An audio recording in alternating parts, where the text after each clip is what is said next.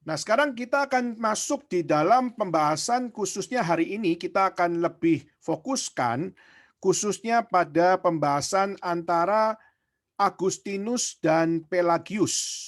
Nah, ini adalah dua orang yang kita percaya adalah sebenarnya orang-orang yang sangat mau belajar akan firman Tuhan. Tetapi kita juga melihat orang-orang yang belajar firman Tuhan pun kita juga bisa melihat hal-hal yang perlu dikritisi bersama. Tidak semua orang yang belajar firman Tuhan pasti adalah mereka yang mengenal Tuhan dengan benar. Tidak semua orang yang misalnya dikatakan masuk ke gereja, pastilah mereka adalah orang suci. Tidak berarti orang yang masuk ke gereja, mereka pasti sudah mengerti isi firman Tuhan. Tidak semua yang berada di dalam iman kekristenan, mereka sungguh-sungguh dapat sudah menjadi teladan yang baik.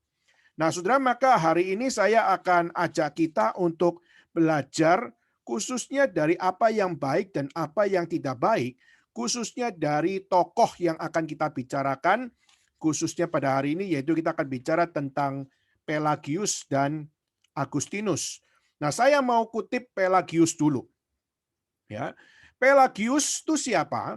Pelagius itu adalah seorang biarawan yang berasal dari Inggris, di mana dia adalah seorang biarawan yang dapat dikatakan dia sangat saleh. Bahkan Agustinus pada mulanya menganggap bahwa Pelagius ini adalah orang saleh, biarawan saleh yang harus kita sama-sama belajar hidup saleh. Jadi Agustinus pun awalnya setuju bahwa Pelagius adalah seorang yang harus dihormati karena dia adalah orang yang rohani. Dan kehidupan rohaninya sangat baik. Sehingga Agustinus mengajarkan bahwa pelajarilah hidup saleh dari Pelagius. Jadi kalau kita melihat ini adalah satu hal di mana Pelagius bukan orang jahat. Pelagius adalah orang yang hidup saleh. Tetapi bukan berarti pada saat dia menjadi orang yang saleh, lalu dia selama-lamanya bisa menjadi orang yang saleh. Kenapa, saudara? Karena kesalehan manusia, khususnya di dalam dunia ini, itu jika tidak dengan sungguh-sungguh, maka kesalehan itu bisa berhenti. Nah, saudara, kesalehan Pelagius akhirnya mengalami perubahan atau mengalami masalah yang besar di saat apa? Yaitu di saat dia pergi ke Roma. Jadi dia dari Inggris dan dia waktu pergi ke Roma, disitulah dia mengalami akan satu masa di mana teologinya mengalami perombakan besar-besaran. Di mana dia seorang biarawan yang begitu saleh, tetapi pada saat dia sampai di kota Roma, yang adalah kalau kita melihat kota Roma itu adalah kota agama, kota Roma adalah kota suci, dan kota Roma adalah penuh dengan orang-orang yang belajar firman Tuhan dan hidup melayani Tuhan dan sebagainya. Tapi waktu Pelagius tinggal di Roma, kira-kira beberapa tahun, akhirnya dia mengalami satu perombakan teologi yang luar biasa. Kenapa, saudara? Karena dia sangat terkejut. Dia sangat terkejut melihat moralitas orang-orang yang berada di kota Roma. Dia sangat terkejut melihat bagaimana orang-orang beragama moralnya begitu rendah. Jadi mereka beragama tapi mereka juga hidup melacurkan diri bersama dengan wanita-wanita pelacur. Kita melihat bagaimana orang-orang yang melayani Tuhan tapi juga dia berjudi. Lalu melihat bagaimana mereka menjadi orang Kristen tapi mereka juga bercampur aduk dengan ajaran-ajaran kafir. Nah, dia sangat terkejut melihat orang beragama, bahkan dikatakan adalah para rohaniawan termasuk, mereka justru adalah orang rohani tapi moralnya rendah. Jadi pertanyaan dari Pelagius adalah, kok bisa orang beragama tapi moralnya itu incorrect. Moralnya itu kagak benar. Dan moralnya sangat-sangat memalukan. Maka itulah kenapa Pelagius mendesak khususnya gereja di Roma untuk perbaikilah moralmu. Perbaikilah akan attitude-mu. Perbaikilah akan setiap apa yang menjadi kesaksian hidupmu. Maka di sini kita melihat Pelagius di dalam dirinya ada satu kejujuran bahwa orang beragama tapi moralnya tidak benar, ini tidak bisa dibiarkan. Nah, saudara, ini mirip sekali dengan Martin Luther. Waktu Martin Luther datang ke kota Roma, dia pun juga melihat fenomena itu.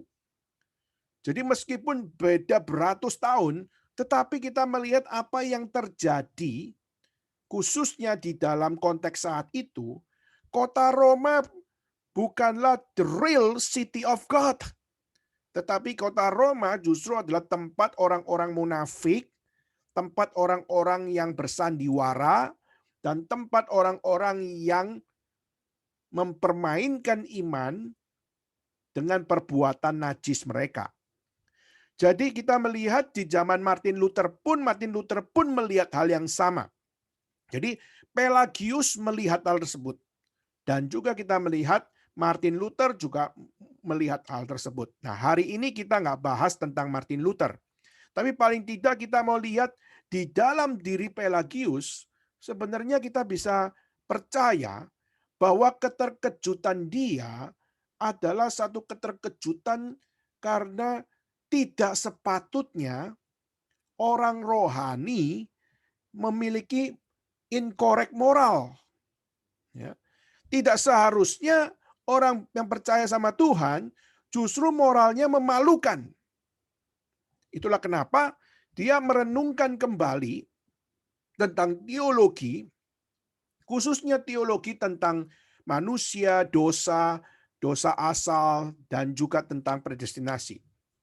Nah, saudara, beberapa hal yang kita bisa lihat dari perenungan dari Pelagius akhirnya menunjukkan satu pengertian yang sangat berbeda, khususnya dari pemikiran-pemikiran kekristenan. Kenapa? Karena apa yang ada di dalam benak Pelagius adalah sesuatu yang akhirnya melepaskan diri dari Tuhan Allah. Nah, saudara, maka saya akan bagi beberapa hal. Poin pertama, bagi Pelagius, free will harus ditekankan kembali. Jadi, hidup itu bukan karena anugerah Tuhan. Jadi, satu sisi, Pelagius percaya ada anugerah Tuhan. Tapi satu sisi yang lain, Pelagius percaya bahwa bukan berarti ada anugerah, maka free will tidak dilakukan. Maka selama ini Pelagius menganggap bahwa free will selama ini dipermainkan karena ada anugerah Tuhan yang menjamin orang percaya. Orang berdosa di dalam anugerah Tuhan, lalu orang berdosa menerima keselamatan dari Tuhan, maka manusia bisa memperoleh hidup yang kekal, tetapi secara free will rusak semuanya. Maka Pelagius mengatakan bahwa ini tidak bisa dibiarkan. Jadi satu sisi ada anugerah Tuhan, tetapi dia mengatakan bahwa free will harus ditekankan kembali. Nah, karena free will harus ditekankan kembali, maka free will itu harus menjadi respon manusia. Maka free will haruslah menjadi respon manusia, bagaimana manusia mempertanggungjawabkan apa yang Tuhan anugerahkan kepada manusia itu sendiri. Nah, saudara, ini menjadi satu hal, yaitu apa? Kehendak bebas adalah tanggung jawab manusia. Dan karena kehendak bebas adalah tanggung jawab manusia, maka manusia harus menentukan atau menggunakan kehendak bebasnya di dalam diri manusia itu untuk menentukan dia mau ikut atau tidak ikut.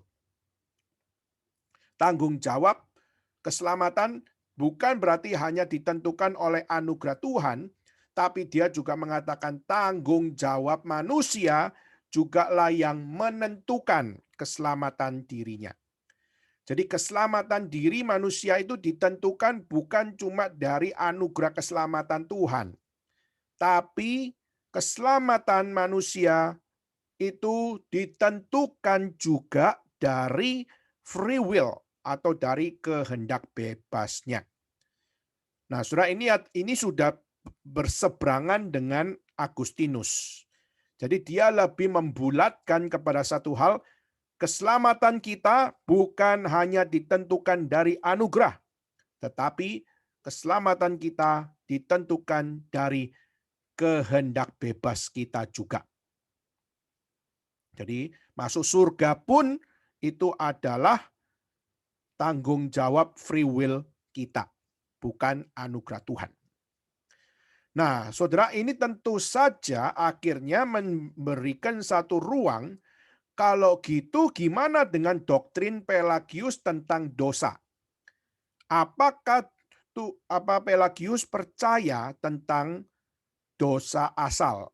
Atau maksudnya adalah manusia jatuh di dalam dosa, maka seluruh manusia jatuh di dalam dosa. Jadi Adam jatuh dalam dosa, maka dari Adam punya keturunan, semuanya juga adalah manusia berdosa. Atau cuma Adam yang berdosa, tapi keturunannya bisa berdosa, bisa tidak berdosa. Saya harap bisa tangkap ya. Nah, Pelagius akhirnya membukakan satu celah dengan menyatakan bahwa Pelagius tidak mempercayai dosa asal. Jadi dia melawan Agustinus dan dia menyatakan bahwa Adam jatuh dalam dosa itu urusan personalnya Adam. Hawa jatuh dalam dosa itu urusan personalnya Hawa.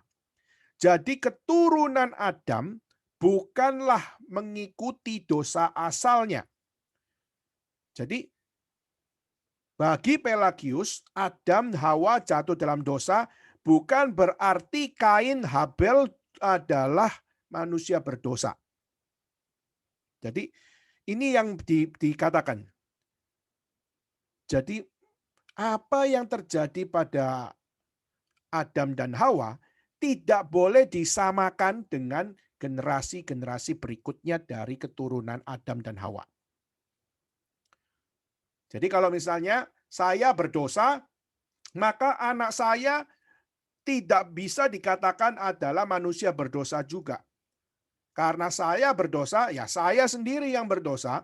Anak saya waktu lahir, ya anak saya adalah orang yang bisa memilih dia mau jadi makhluk yang berdosa atau memilih untuk menjadi makhluk yang tidak berdosa. Nah, dia mengatakan, kalau percaya dosa asal, itu namanya berarti apa? Pasrah kalau dosa. Kalau Adam dosa, lalu saya keturunannya juga berdosa, berarti saya hidup itu cuma untuk pasrah dong. Berarti saya mau apa lagi melakukan segala sesuatu. Toh dari sononya saya sudah cacat. Bagaimana saya mau untuk memperbaiki diri kalau dari awal saja saya sudah cacat. Nah, Pelagius menyatakan ini dengan mengatakan, tidak boleh untuk mengimani dosa asal. Tapi Kita sebagai manusia, kita punya pilihan. Mau ikut Tuhan atau tidak ikut Tuhan. Mau untuk berdosa atau tidak berdosa. Bisa nggak tidak berdosa? Bisa tidak berdosa. Ini menurut Pelagius. Sedangkan Agustinus, no. Justru bagi Agustinus, semua orang itu berdosa. Nah, bagi siapa yang namanya Pelagius, kamu bisa memilih mau berdosa atau menjadi manusia yang tidak berdosa. Nah, ini sudah beda luar biasa. Lalu ketiga, dia menyatakan bahwa apa yang ditetapkan oleh Tuhan, apa yang dipilih oleh Tuhan, itu adalah sesuatu yang tidak relevan di dalam hidup manusia. Kenapa? Dia menyatakan kalau Tuhan memilih, berarti Tuhan melakukan akan satu hal kejahatan. Karena kalau Tuhan memilih, berarti Tuhan juga tidak memilih. Misalnya Tuhan memilih Wilson, dan Tuhan tidak memilih Daniel. Berarti Tuhan berdosa sebenarnya. Sebenarnya Tuhan itu adalah melakukan hal yang jahat. Bagaimana mungkin Tuhan mau terima Wilson, tapi Tuhan tidak mau terima Daniel? Bukankah itu menunjukkan Tuhan menyatakan kebaikan kepada Wilson, tapi menyatakan kejahatan kepada Daniel?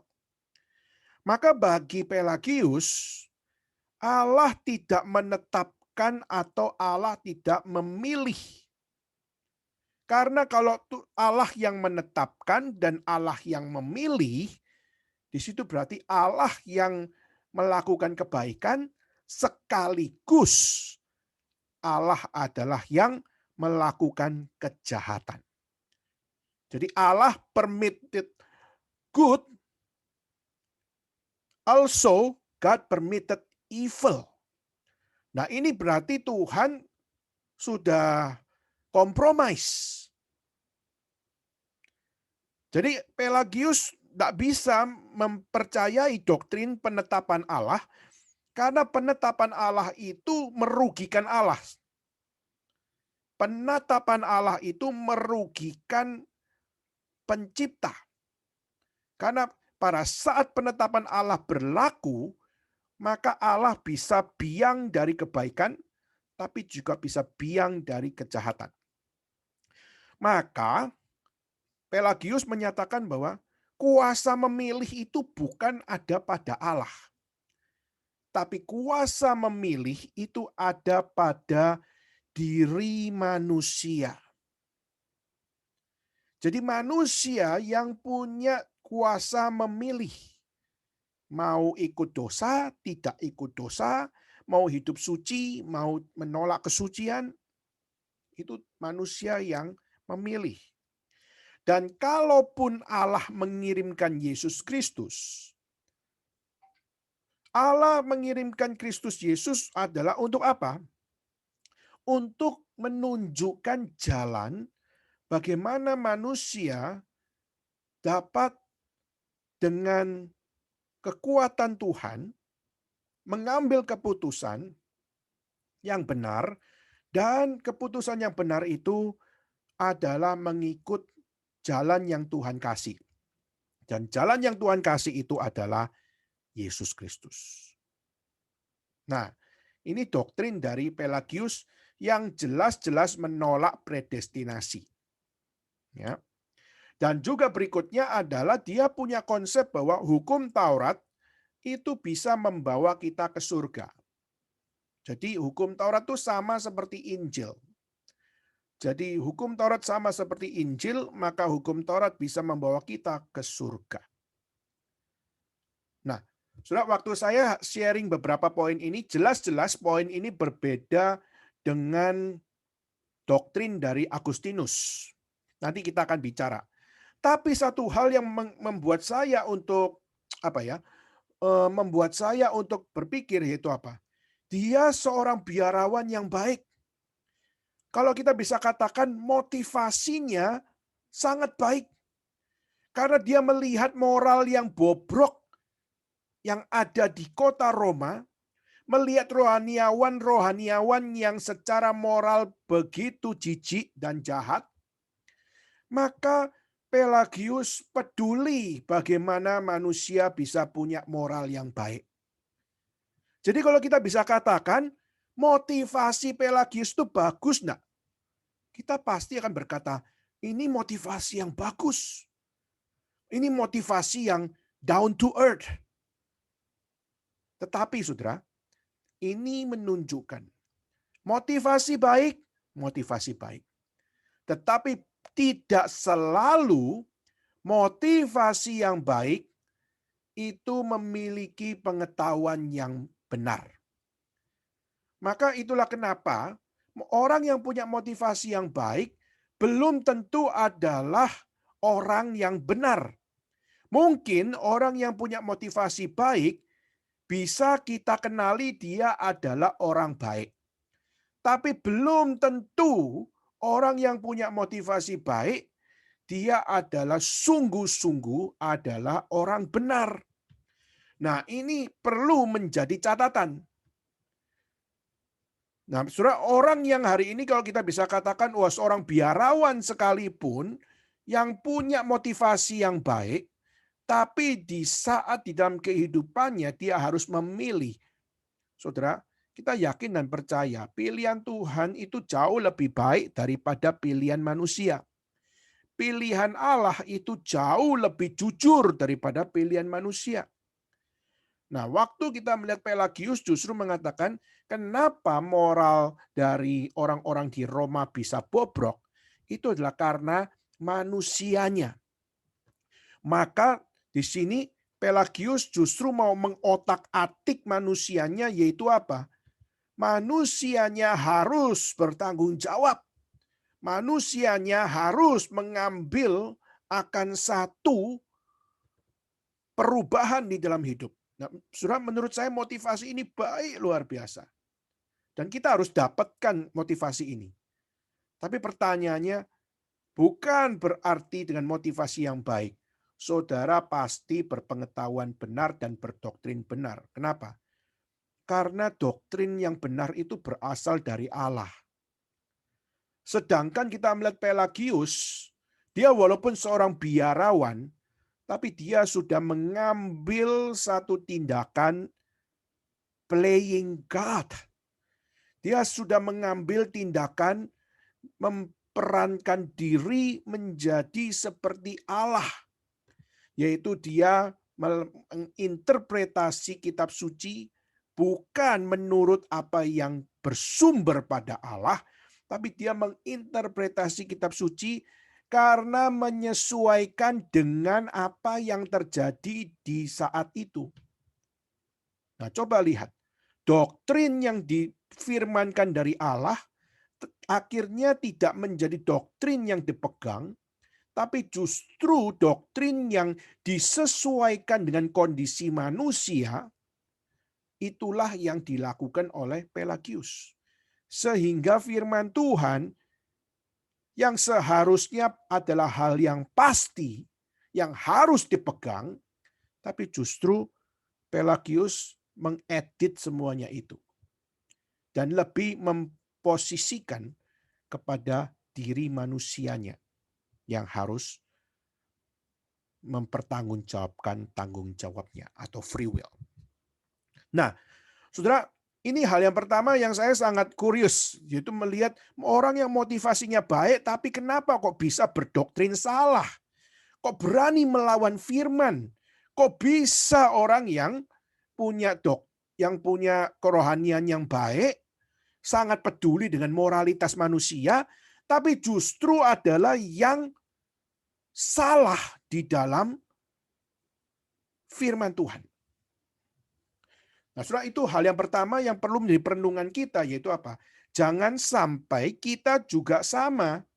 Saudara jadi orang reform, saudara jadi orang GRII, atau saudara menjadi orang-orang yang berada di dalam gerakan reform Injili, tapi motivasinya baik. Tapi saudara akhirnya karena motivasi yang baik, lalu di tempat pelayanan saudara mengalami ini dan itu, dan akhirnya saudara merasa doktrin tidak relevan, lalu apa yang menjadi pengalaman saudara, penilaian saudara terhadap apa yang saudara layani, akhirnya saudara melakukan editing, akhirnya saudara melakukan reinterpretation, sehingga akhirnya doktrin yang difirmankan oleh Tuhan, saudara tolak, dan akhirnya saudara bikin pengertian yang berbeda dengan apa yang ada dalam kitab suci.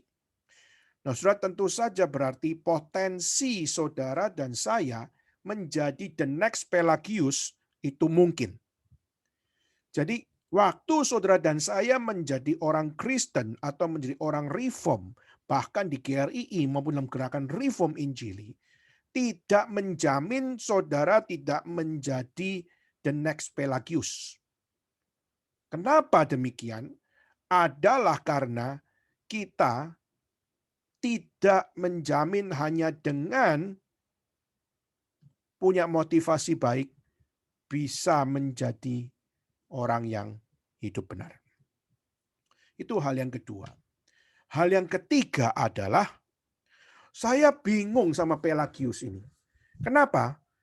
Pelagius jelas-jelas doktrinnya sudah melawan akan doktrin yang solid dari Agustinus. Sudah, tetapi herannya adalah apa? Herannya adalah Pelagius sangat getol atau sangat aktif untuk berdebat dengan para bishop, berdebat dengan Agustinus, bahkan berdebat dengan bapak-bapak gereja. Sudah, dia berdebat tiap tahun, sudah. Di dalam satu forum yang besar, dia berdebat khususnya bagaimana mempertanggungjawabkan imannya. Dan dia berdebat 1 kali, 2 kali, 3 kali, 4 kali, 5 kali, setiap tahun berulang-ulang. Dan saudara, dia begitu rajin mempertanggungjawabkan imannya dia, walaupun imannya salah. Ini saya bingung luar biasa. Imannya sudah salah, tidak sesuai firman Tuhan, tapi rajin. Ini mirip sekali seperti saksi Yehova, seperti Mormon, yang sebenarnya secara doktrin itu tidak benar. Secara doktrin itu salah. Bahkan kita bisa katakan mereka adalah bidat dan sesat. Tapi kenapa mereka bisa begitu rajin? Kenapa mereka bisa begitu tekun? Bahkan mereka memberitakan Injil lebih gila-gilaan daripada orang Kristen sendiri. Saudara, saya sangat bingung dengan Pelagius juga, karena Pelagius sangat aktif untuk memperkenalkan teologinya, bahkan di forum internasional, di forum yang begitu besar, dia berani bicara tentang imannya, di saat imannya jelas-jelas bertentangan dengan firman Tuhan. Nah, saudara, dan akhirnya saat itu, apa yang dilakukan oleh Pelagius? Pelagius menghadapi setiap apa yang namanya forum-forum tersebut. Dan singkat ceritanya, dari setiap forum-forum yang diikuti dan juga debat teologi yang diikuti, khususnya antara pemikiran Agustinus dengan pemikiran dari Pelagius, saudara, berkali-kali Pelagius diekskomunikasi. Dan juga hasilnya, teologinya dari Pelagius pun dianggap heretik atau dianggap bidat, dianggap sesat. Dan karena di zaman itu kalau dianggap sesat berarti kamu tidak boleh untuk dengan bebas hidup. Kamu harus ditangkap. Kamu harus dihukum. Maka disitulah kita melihat Pelagius melarikan diri ke Mesir. Dan karena Pelagius melarikan diri ke Mesir, dan menurut catatan ada kemungkinan di Mesirlah Pelagius meninggal dunia. Ada yang mengatakan meninggal dunia di tempat lain, yaitu ada yang mengatakan adalah meninggal dunia di kembali ke Inggris dan sebagainya. Saudara, kita tidak tahu yang mana yang benar, tetapi anggap saja dia melarikan diri, dan misalnya kita percaya pegang yang di Mesir, melarikan diri ke Mesir. Tetapi bukan berarti dia selesai, karena ada murid-muridnya yang melanjutkan akan ajaran dia. Tapi paling tidak, coba lihat saudara, dia sudah punya ajaran yang salah. Tapi ajaran yang salah itu justru adalah ajaran yang ditekuni terus-menerus, bahkan dengan rajin terus-menerus, bahkan memberitakan Injil, tanda kutip, padahal itu heresy gospel, tetapi dia memberitakannya dengan begitu antusias, sampai murid-muridnya pun melanjutkannya, dan sampai bisa meluas. Bahkan sampai hari ini, ada orang-orang yang menamakan diri Kristen, tapi mereka punya doktrin adalah Pelagius. Ya, jadi saudara, sampai sini saya akan mengatakan bahwa satu hal, yaitu kita perlu belajar bahwa di satu sisi motivasi baik, kita perlu punya motivasi baik. Satu sisi kita perlu untuk peduli dengan moral yang buruk pada orang lain. Kita juga harus belajar untuk memperbaiki moral dan memperbaiki ajaran yang ada dalam diri kita. Yes, kita harus. Namun, kita juga tidak boleh sampai keluar batas. Keluar batas di situ yaitu adalah menolak Tuhan, menolak penetapan Tuhan, bahkan mengabsolutkan free will menjadi sesuatu yang harus ada. Sehingga akhirnya kita melihat dari satu teologi itu, akhirnya teologi-teologi yang lain juga mengalami sebuah distorsi, mengalami apa yang namanya kerusakan, sehingga akhirnya ajaran-ajaran dari Pelagius itu satu dengan yang lain akhirnya menjadi satu ajaran-ajaran yang sangat-sangat tidak bisa dipertanggungjawabkan. Nah, saya harap saudara, dari Pelagius kita bisa belajar hal yang positif, tapi satu sisi yang lain kita harus belajar bahwa ada warning-warning yang perlu kita sama-sama harus waspadai. Kenapa?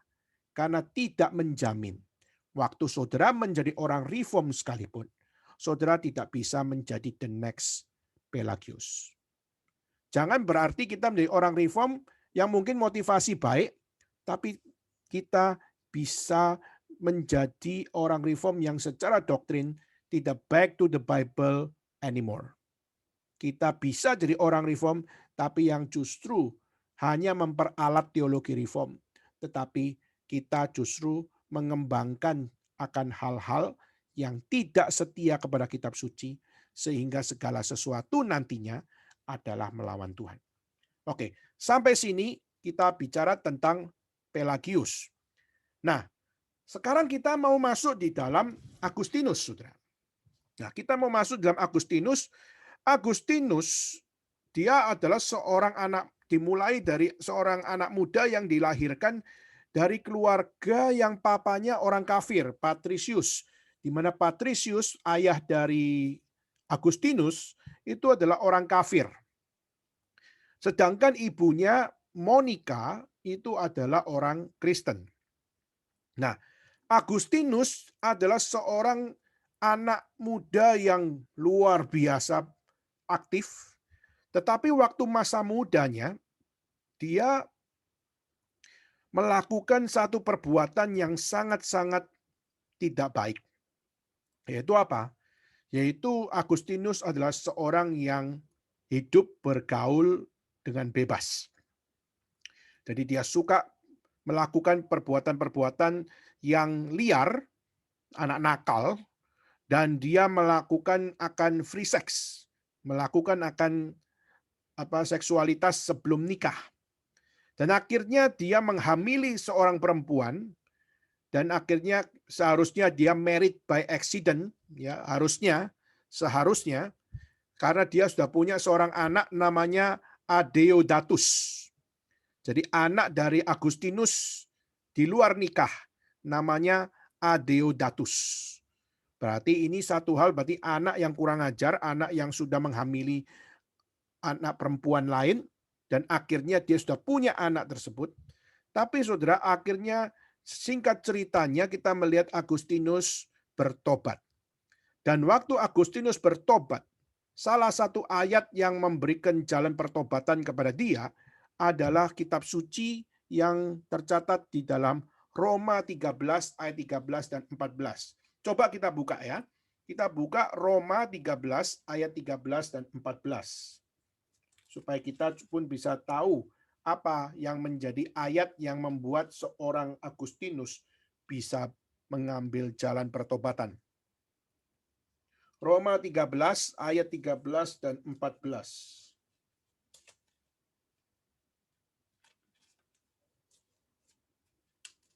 Oke, saya akan bacakan untuk sekalian. Marilah kita hidup dengan sopan, seperti pada siang hari. Jangan dalam pesta pora dan kemabukan. Jangan dalam percabulan dan hawa nafsu. Jangan dalam perselisihan dan iri hati. Tetapi kenakanlah Tuhan Yesus Kristus sebagai perlengkapan senjata terang. Dan janganlah merawat tubuhmu untuk memuaskan keinginannya. Nah, saudara, ini ayat yang akhirnya membuat Agustinus bertobat karena dia sadar, siapa saya? Saya adalah orang yang kagak sopan. Siapa saya? Karena saya suka pesta pora, saya suka mabuk, bahkan saya suka percabulan, saya suka hawa nafsu. Saya suka berselisih, saya juga suka iri hati.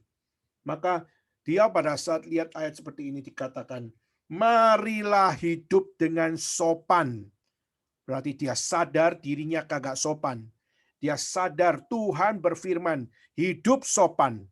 Tetapi kita sendiri memilih untuk hidup tidak sopan. Itulah kenapa, saudara, kenapa ajaran firman Tuhan adalah satu ajaran yang mungkin kita bisa katakan kaku luar biasa. Kau harus hidup sopan. Maka sopan berarti adalah sesuatu keharusan. Maka itulah kenapa kadang-kadang misalnya kalau pendeta atau penginjil mengatakan kepada jemaat yang misalnya masuk ke gereja pakai kutang, pakai tank top masuk ke gereja. Kenapa hamba Tuhan bicara bahwa mengatakan coba pakai pakaian yang lebih sopan. Saudara, kalimat itu bukan kalimat yang iri hati karena kamu pakai baju yang menarik orang lain. Bukan itu. Tetapi justru kenapa bisa dikatakan kalau kamu pakai baju tank top masuk ke gereja, maka ada orang yang akan berkata, lain kali pakai baju yang lebih sopan. Adalah karena kita melihat ajaran firman Tuhan. Kesopanan adalah ajaran Tuhan. Maka itulah kenapa saudara kita sebenarnya tidak mengizinkan untuk apa? Orang-orang masuk dalam gereja pakai sandal jepit atau masuk dalam gereja akan pakai apa namanya kaos atau masuk dalam gereja memakai akan apa sesuatu yang dengan sengaja misalnya celana robek-robek atau masuk ke dalam gereja dengan rok mini. Saudara, kita melihat hal seperti gereja bukan mengurusi hal-hal yang tetek bengek seperti itu. Tetapi adalah satu keharusan gereja mendidik jemaat untuk bagaimana hidup di dalam kesopanan. Kenapa? Kesopanan itu adalah ajaran Tuhan. Jadi saudara, waktu kita mengalami ini dan itu khususnya di dalam maafkan ya. Oke. Pada saat kita melihat justru kesopanan adalah ajaran Tuhan, di mana Tuhan mendidik gerejanya untuk bagaimana mengajar kepada jemaat, untuk bagaimana mereka melihat kesopanan adalah satu lifestyle yang harus diperjuangkan. Tapi hari ini kita melihat orang mengeditnya dengan apa? Oh, Tuhan tidak lihat baju kok. Tuhan tuh lihat hati kok. Tuhan kan lihat hati saya. Jadi kalau saya pakai tank top, saya mau pakai apa namanya mini skirt, itu adalah sesuatu yang nonsens kalau gereja ikut-ikutan untuk mengatur mode style saya. Jadi kesopanan itu bukan wilayahnya Tuhan. Wilayahnya Tuhan itu hati, bukan pakaian.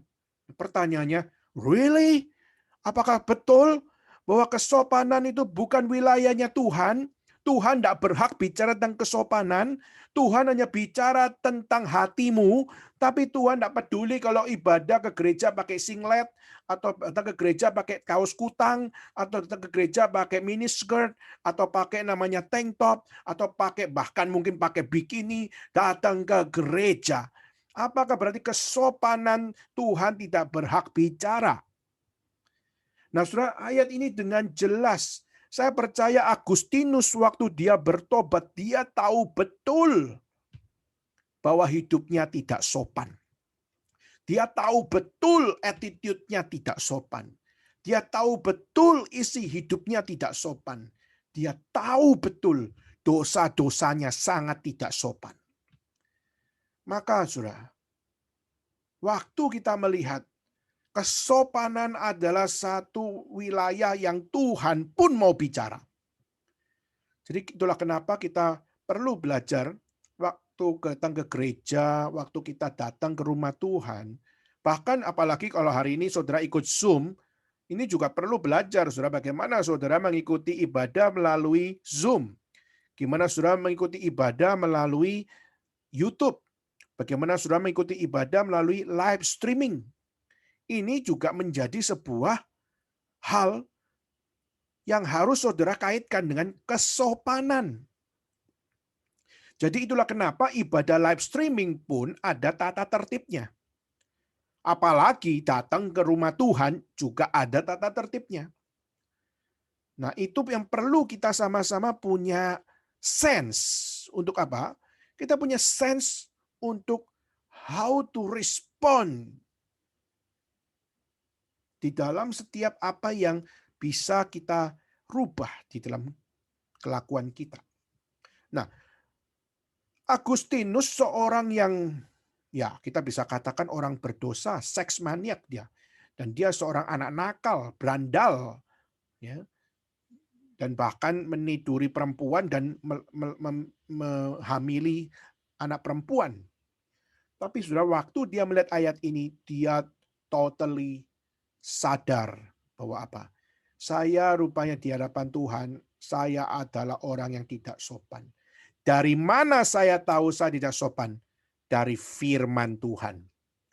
Maka firman Tuhan berkata, mari hidup sopan, karena kamu tidak sopan.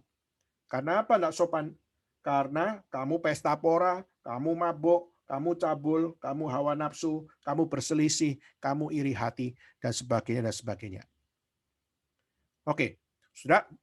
Nah, Agustinus akhirnya dari situ dia akhirnya bertobat dan akhirnya dia menyerahkan hidupnya dan menjadi seorang yang mendedikasikan hidup untuk Tuhan. Nah, di dalam teologinya kita sebenarnya lebih ke arah Agustinian. Jadi orang-orang Reform adalah orang-orang yang menghidupi teologi Agustinian sebenarnya. Yaitu apa? Pertama yaitu kita percaya seperti Agustinus bahwa Adam jatuh di dalam dosa, maka Adam adalah wakil manusia di dalam generasi untuk apa? Untuk mengalami apa yang namanya dosa. Jadi dimulai dari Adam berdosa, maka disitulah seluruh keturunan Adam jatuh di dalam dosa. Nanti kita lihat di dalam doktrinnya Calvin dikatakan akan apa yang namanya total depravity, yaitu adalah kerusakan total.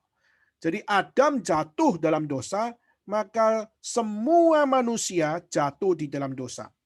Jadi setiap manusia akhirnya pada saat mereka dilahirkan maka di situ dia sudah punya dosa asal. Nah, kalau manusia jatuh di dalam dosa, maka dia berdosa itu apa yang berdosa? Ya tentu saja secara rohani mati. Jadi ada spiritual death. Jadi dia sudah mati secara rohani. Dan karena mati rohani, maka dia sudah terpisah dari Allah, ya, cut off, ada terjadi satu cut off di dalam relasinya dengan Tuhan Allah. Dan ketiga yaitu orang manusia jatuh dalam dosa, spiritual death, lalu juga mengalami cut off di dalam relasinya dengan Tuhan. Ketiga yaitu adalah ya dihukum, upah dosa adalah maut. Seperti itu. Nah, yang menjadi satu hal yaitu adalah kalau demikian pertanyaannya adalah apakah dengan manusia jatuh di dalam dosa, manusia punya free will? Jadi kalau manusia sudah jatuh di dalam dosa, apakah manusia memiliki free will? Nah, kalau Pelagius mengatakan manusia punya free will. Nah, kalau dalam Agustinus mengatakan bahwa free will hanya ada pada orang pilihan. Jadi free will hanya ada pada orang pilihan karena free will yang benar, free will memilih yang benar, itu diberikan hanya kepada kaum pilihan Tuhan. Dan tentu saja di sini di dalam pertolongan Roh Kudus. Jadi free will yang benar itu cuma ada di dalam kaum pilihan Tuhan Allah. Jadi semua manusia jatuh dalam dosa. Mau free will apa lagi? Sudah jatuh dalam dosa semuanya. Free will apa? There is no free will anymore. Because they already fallen into sin. There was. Maka free will hanya ada pada orang pilihan, dan free will di situ adalah memilih hal yang benar. Jadi hanya di dalam konteks memilih hal yang benar saja. Kalau salah, ya sudah pada dasarnya sudah jatuh dalam dosa kok. Jadi tidak relevan konsep free will itu. Tapi tentu saja semua itu tidak bisa dengan dirinya sendiri, tapi ada pertolongan Roh Kudus, ada penetapan Tuhan, maka itulah kenapa free will baru bisa connect dengan konteks hal yang benar saja. Itu di dalam doktrin Agustinus. Lalu juga waktu kita melihat dalam kitab suci, Agustinus mempercayai bahwa Allah menetapkan sebagian diselamatkan dan Allah menetapkan sisanya dibinasakan. Nah, inilah yang dilawan oleh banyak orang-orang di luar, ya khususnya ini salah satunya adalah Pelagius. Pelagius tidak bisa setuju dengan hal ini. Nah, ini kalau kita dalam istilah teologi namanya double predestination. Jadi Agustinus sebenarnya mengajarkan double predestination. Meskipun kita nantinya juga akan punya sebuah ya struggle untuk menerima atau kita mau menerima single predestination atau double predestination. Nah, itu nanti kita akan bicara. Kenapa? Karena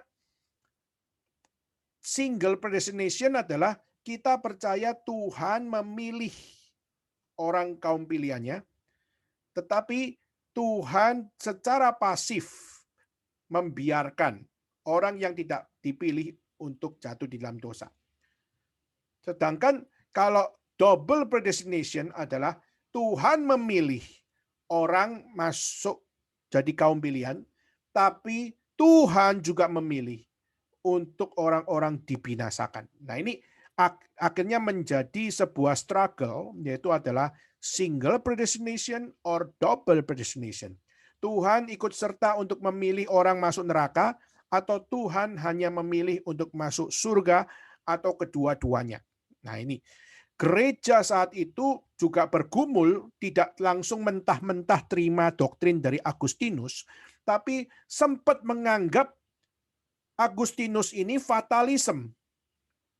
Sempat menganggap bahwa Agustinus ini justru mengajarkan bahwa God permitted evil. Tuhan ikut serta mengizinkan kejahatan. Nah, itulah kenapa kita melihat Pelagius mati-matian mengatakan Allah tidak menetapkan. Karena kalau Allah menetapkan berarti Allah jadi jahat. Tapi justru bagi Agustinus, kenapa harus takut? Kalau Tuhan yang menciptakan dan Tuhan yang membinasakan, itu kedaulatannya Tuhan, dan Tuhan tidak jahat, itu jelas-jelas manusianya yang berdosa. Kalau manusia yang berdosa berarti apa? Berarti dia yang sudah memilih jalannya untuk berdosa. Lalu kalau Tuhan kenapa memilih dia untuk tidak masuk surga tapi masuk neraka? Di dalam perspektif Agustinus adalah karena Tuhan Maha Tahu dan Tuhan tahu siapa yang mau meresponi, mana yang tidak mau meresponi. Maka dalam kemauan Tuhan, Tuhan punya hak, Tuhan punya kedaulatan. Nah, tapi kita melihat doktrin dari Agustinus pun tetap masih dianggap oleh gereja sebagian adalah satu hal yang fatalisme. Nah, nanti kita akan dalam pertemuan-pertemuan berikutnya kita akan lebih banyak untuk masuk di dalam struggle seperti itu. Tapi paling tidak, saudara, kita melihat bagaimana Agustinus juga mempercayai bahwa keselamatan itu tidak bisa dengan free will manusia. Keselamatan hanya oleh kasih karunia Tuhan. Jadi save by grace. Itulah yang menjadi penekanan dari Agustinus, di mana save by grace di situ tidak bisa ditolak. Itu adalah pemberian Tuhan, dan Tuhan di dalam inisiatifnya memilih, dan dalam pilihan Tuhan itu juga tidak bisa diganggu-gugat. Nah, ini bagi Pelagius ini sesuatu yang bertentangan, karena bagi Pelagius manusia ngapain diciptain kalau manusia tidak punya andil? Manusia buat apa dicipta menurut gambar dan rupa Allah kalau toh cuma sepenuhnya adalah by grace? Maka Pelagius justru mengatakan bahwa kemampuan manusia harus dioptimalkan, harus diaktifkan. Itulah kenapa predestinasi Agustinus tidak dianggap sebagai sesuatu yang krusial di dalam iman kekristenan.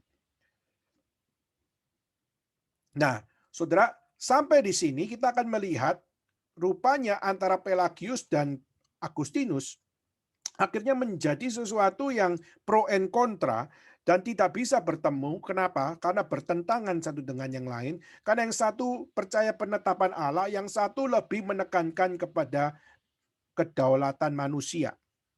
Nah, dari situ akhirnya kita melihat melalui forum-forum teologi, melalui akan rapat besar, khususnya rapat teologis, konferensi teologi, akhirnya kita melihat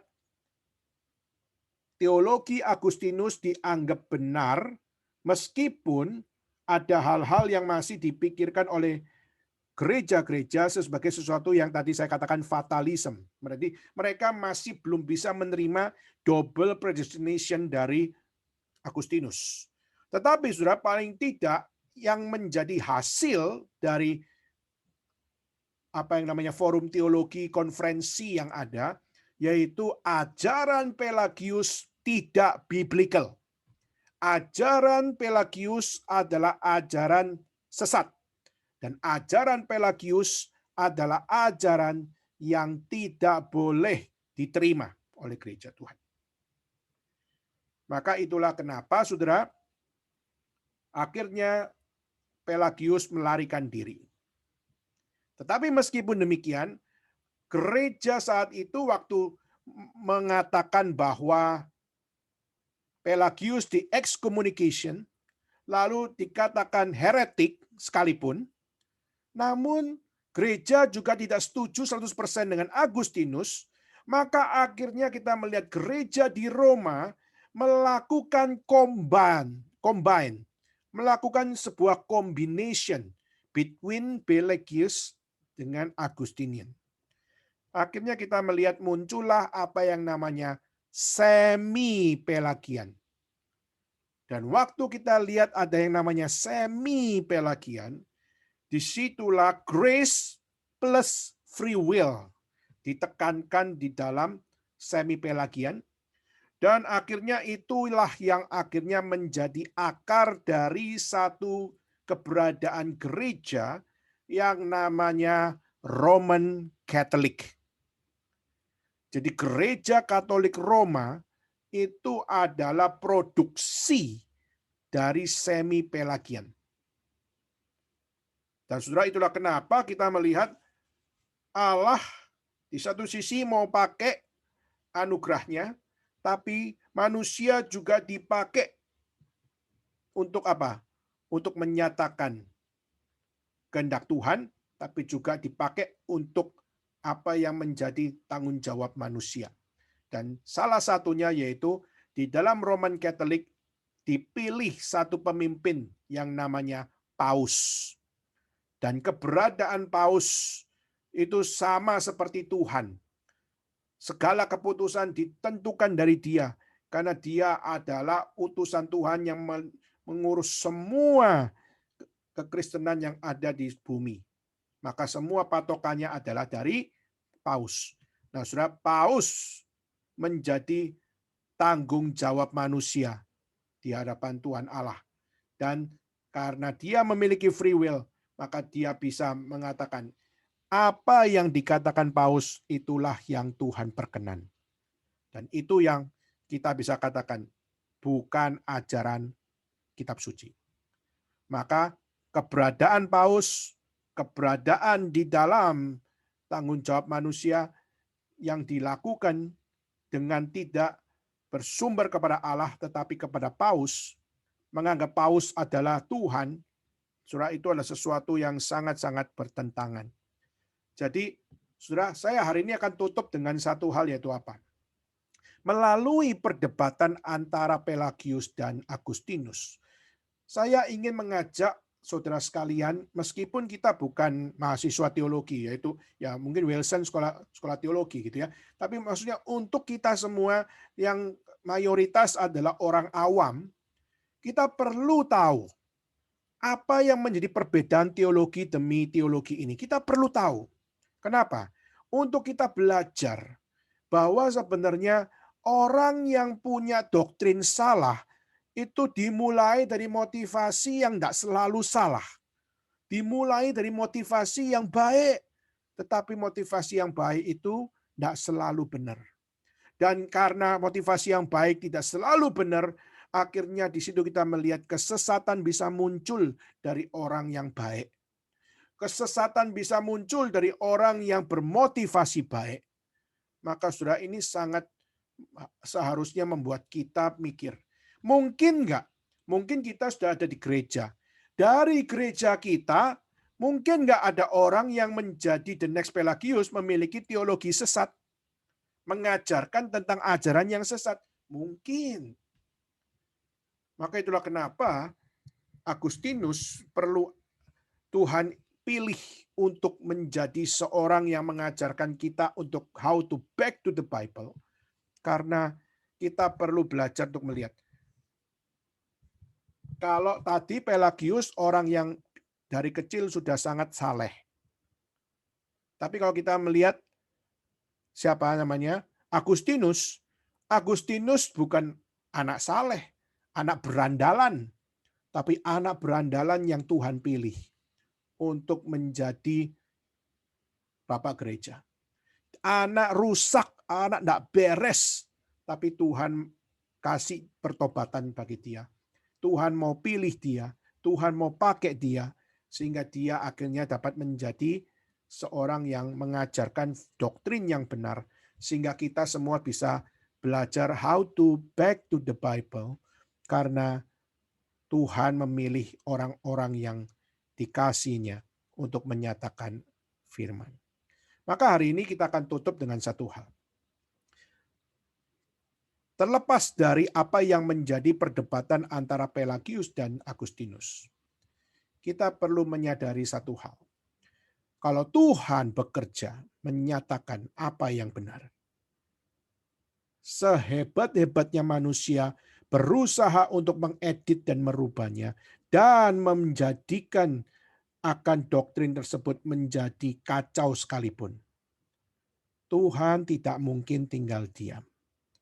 Tuhan justru menyatakan jalan, dan Tuhan tidak akan terkecoh dengan apa yang menjadi ulah-ulah orang-orang yang mengajar kesesatan maupun mengajarkan hal yang tidak benar. Kenapa? Karena titah Tuhan itu sempurna, jalan Tuhan itu sempurna. Meskipun manusia berusaha membelok-belokkannya, manusia tidak mungkin dapat lepas dari semua. Kenapa? Karena Tuhan menyatakan kesempurnaannya hanya di dalam apa yang back to the Bible.